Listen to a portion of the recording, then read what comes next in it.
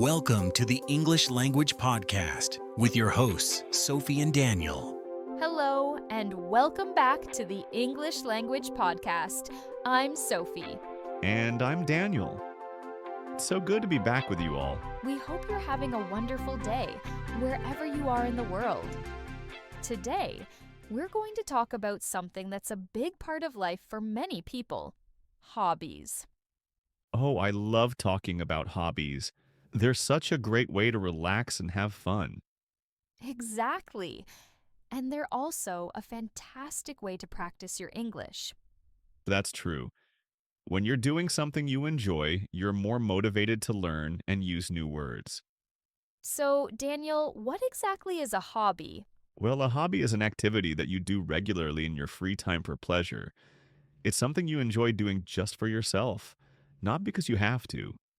Like collecting stamps or painting or playing a musical instrument? Yes, precisely. Or it could be something like gardening, hiking, cooking, knitting, or even playing video games. The possibilities are endless. It really is. And I think it's important for everyone to have at least one hobby. Hobbies can reduce stress, improve your mood, and even help you develop new skills. And they can also be a great way to meet new people who share your interests. That's a very good point. Joining a club or a group related to your hobby is a fantastic way to socialize. So, Daniel, let's start with you. What are some of your hobbies? Well, I have a few. I really enjoy reading. I love getting lost in a good book. What kind of books do you like to read? I enjoy a variety of genres, but I'm particularly fond of historical fiction and science fiction. Historical fiction. I love learning about the past through stories. What's a book you've read recently that you enjoyed? Recently, I finished a fantastic novel set during the Second World War. It was very moving. That sounds fascinating. I might have to add that to my reading list. You should. And another hobby of mine is photography. Photography, that's wonderful. I've always admired people who can capture beautiful moments with a camera. Thank you. I find it's a great way to observe the world around me more closely. I love going for walks in nature and taking pictures of landscapes and wildlife. That must be so peaceful. I can imagine you spotting a deer or a beautiful bird and just waiting patiently for the perfect shot. It teaches you patience, that's for sure. What about you, Sophie? What are your hobbies? Well, I have a few too. One of my biggest passions is baking. Baking? Oh, I love that. I can almost smell the cookies now. I hope they smell as good as they taste. I love experimenting with new recipes. Cakes, cookies, bread, you name it. I probably try to bake it. Do you have a signature bake? Something you're famous for among your friends? That's a tough question. I think my chocolate chip cookies are usually a big hit, and my apple pie is pretty popular too. I can imagine. I'm sure your friends are very happy to have you around. They're lucky to taste test, I suppose. Another hobby I really enjoy is gardening. Gardening, that's lovely. I've always been a bit intimidated by gardening. Oh, don't worry about that. It's something you learn.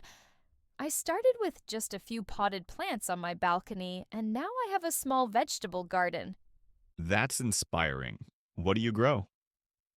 This year, I'm growing tomatoes, cucumbers, and a lot of herbs. It's so rewarding to eat vegetables that you've grown yourself. I can imagine. There's a real sense of satisfaction in that. And it's another great way to get some fresh air and exercise. So, we've talked about reading, photography, baking, and gardening. These are all wonderful hobbies. But sometimes people might not know where to start, or they might think they don't have enough time for a hobby. What advice would you give them, Daniel? That's a very common concern. My advice would be to start small. You don't need to dedicate hours every day to a hobby. Even 30 minutes a few times a week can make a difference. That's a great point. And think about what you enjoyed doing as a child. Sometimes, our childhood interests can be a good indicator of what we might enjoy as adults. Yes, that's very true. Did you enjoy drawing or building things when you were a kid, Sophie? Maybe you'd enjoy painting or woodworking now. That's a good idea. And what about trying new things? Sometimes you might not know what you like until you try it. Absolutely. Libraries often have introductory classes or community centers, or even just watching some videos online to get a feel for an activity. Yes, YouTube is a fantastic resource for learning about almost any hobby. You can find tutorials for everything from knitting to coding. And don't be afraid to try something and decide it's not for you. That's perfectly okay. The goal is to find something that brings you joy. Exactly. It's about exploration. And sometimes a hobby can lead to unexpected opportunities. What do you mean by that? Well, for example, someone who enjoys writing might start a blog, and that blog could eventually lead to a career or a new friendship. Or someone who loves crafting might start selling their creations online. That's a great way to think about it. Hobbies can really enrich your life in so many ways. Let's talk a little bit about vocabulary related to hobbies. What are some useful words and phrases? We often use the phrase, to be into something. For example, I'm really into photography. It means you are interested in it and enjoy it. Or to be passionate about something. That's a bit stronger, meaning you have a very strong feeling about it. She's passionate about helping animals. And what about when you're learning a new hobby? You might be a beginner. Yes, a beginner is someone who is new to an activity. And when you get better, you become more skilled or proficient. And if you're really good at something, you might be called an expert. Or you could say you excel at something. He excels at playing the piano. When you're practicing your hobby, you might be dedicating time to it. Or you might be honing your skills, which means improving them over time.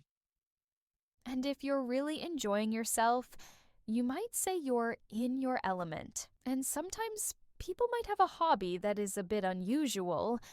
We could call that an eccentric hobby. Like collecting antique pianos? Perhaps. Or competitive cheese rolling. That's funny, I've never heard of that. It's a real thing. People chase a wheel of cheese down a very steep hill. That sounds dangerous. It certainly can be. But for the participants, it's a lot of fun. So, we've covered what hobbies are, why they're important, and some useful vocabulary. Let's do a quick recap. A hobby is an activity done for pleasure in your free time. It's important because it can reduce stress, improve your mood, and help you develop skills. It's also a great way to meet new people. And remember, start small. Even a little bit of time can make a big difference. Don't be afraid to try new things and explore what you enjoy. And use phrases like to be into, to be passionate about, beginner, skilled, and in your element to talk about your hobbies. Exactly. Now, I have a question for our listeners. What are your hobbies? We'd love to hear from you. You can leave a comment on our website or send us an email. Yes, please do. We always enjoy reading your messages, and if you're looking for some inspiration, think about what we've discussed today. Maybe you'll discover a new passion. It's been a pleasure talking about hobbies with you, Daniel. And with you, Sophie. It's always fun. Well, that's all the time we have for today. Thank you for joining us on the English Language Podcast. We'll be back soon with another episode to help you improve your English. Until then, happy learning and happy hobbying. Goodbye. Bye all.